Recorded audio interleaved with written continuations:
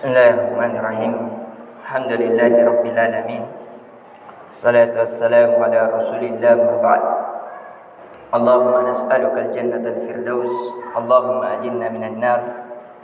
Allahumma nas'aluka an taj'alana minal muttaqin. Assalamualaikum warahmatullahi wabarakatuh. Alhamdulillah yang selayaknya selalu membasahi lidah kita. Disebabkan dengan kalimat itulah sehingga Allah mencukupkan yang sedikit menjadi cukup dan yang banyak menjadi lebih banyak rasanya. Dan pada pertemuan ini kita akan melanjutkan tentang sifat-sifat orang yang bertakwa yang disebutkan di dalam surah Al-Baqarah ayat 1 sampai 5. Akan tetapi kita alhamdulillah sudah menjelaskannya ayat 1 sampai di ayat yang ketiga. Dan pertemuan kali ini di ayat yang keempat. Di antara sifat orang yang bertakwa adalah walladzina yu'minuna bima unzila ilaik, yaitu mereka orang-orang yang beriman terhadap apa yang diturunkan kepadamu ya Muhammad. Yang diturunkan kepada Nabi kita sallallahu alaihi wasallam adalah Al-Qur'an dan Sunnah. Jadi di antara orang yang beriman ini diperinci lagi bahwasanya yang diturunkan oleh kepada Nabi kita sallallahu alaihi wasallam bukan hanya Al-Qur'an, tapi ada yang semisal dengannya, yaitu As-Sunnah, yaitu hadis Nabi sallallahu alaihi wasallam.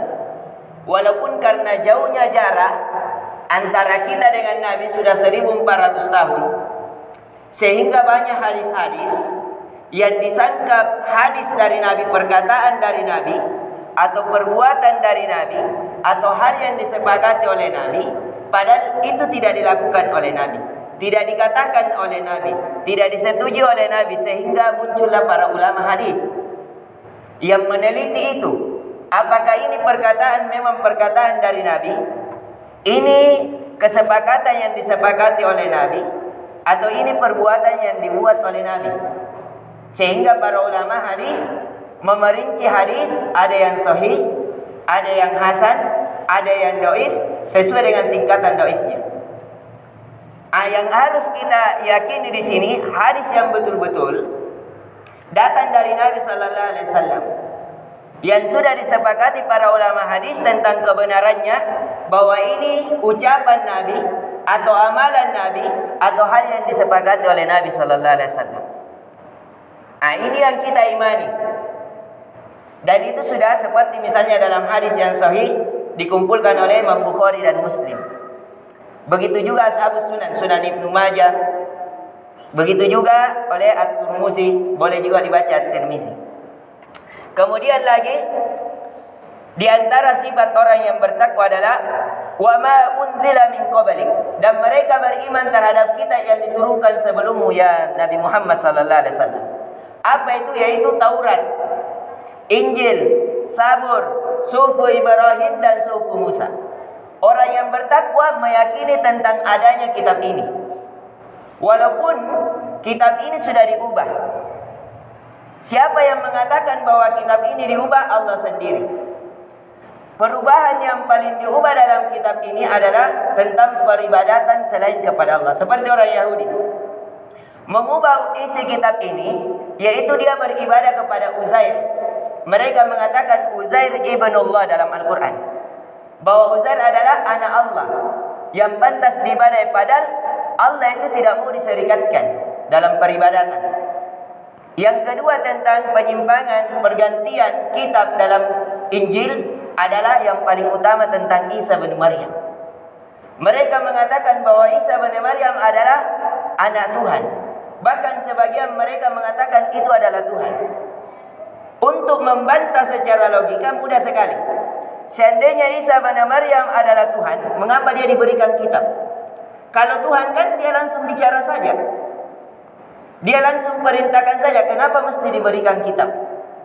Kalau memang dia adalah Tuhan.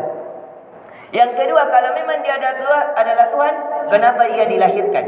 Sedangkan Allah berfirman dalam Al-Quran, lam yalid wa lam yulad. Dia tidak beranak dan tidak diperanakkan. Yang ketiga bantahan, bahwasanya Allah tidak butuh makan, tidak butuh minum. Sedangkan Isa bin Maryam, dia makan, dia minum, dia berjalan di pasar. Apakah layak bagi Allah Azza wa Jalla berjalan di pasar-pasar? Ini bantahan yang paling secara logikanya. Dan yang paling utama lagi, yang diganti dalam kitab Taurat, Injil adalah tentang Nabi Muhammad sallallahu alaihi wasallam. Mereka tidak meyakini Nabi sallallahu alaihi wasallam. Kenapa? Karena bukan dari keturunan mereka, bukan keturunan Yahudi. Karena Nabi kita sallallahu alaihi wasallam dari keturunan Ismail. Sehingga mereka, kata Allah Azza wa Jalla, ya'rifunahu kama ya'rifuna abna'ahum.